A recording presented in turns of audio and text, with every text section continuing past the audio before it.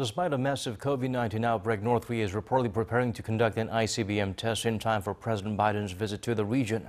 Seoul's top office emphasized there is a separate plan to bolster defensive posture in case of a provocation during the period. Bae Eun-ji explains further. A senior official from the South Korea's presidential office says that North Korea appears to be getting ready to launch an intercontinental ballistic missile. The first deputy chief of the Presidential National Security Office, Tae-hyo, told reporters on Wednesday that the possibility of North Korea conducting a nuclear test by this weekend is relatively low, but preparations for an ICBM launch are believed to be imminent. He added that if there is a provocation from the North during Biden's visit, they have a plan B, which would secure the readiness posture of the combined U.S. and South Korean military forces, even if it requires changing the summit schedule.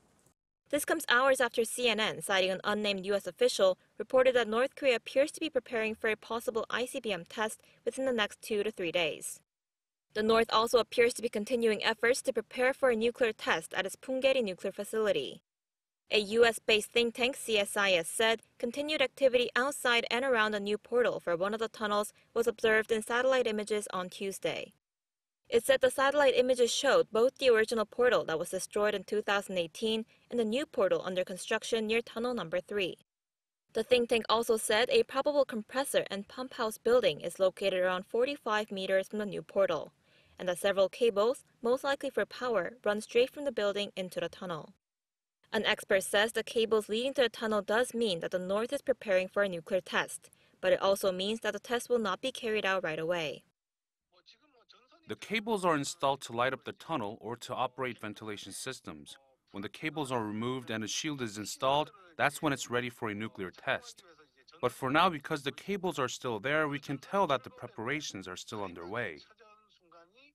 Meanwhile, U.S. State Department spokesperson Ned Price said there aren't any expectations that North Korea will put its nuclear test on hold because of the COVID-19 outbreak, as the regime never prioritizes the humanitarian concerns of its own people over what he referred to as destabilizing programs. The remarks come as the State Department earlier assessed that the North may conduct a nuclear test as early as this month. Bae Eun-ji, Arirang News.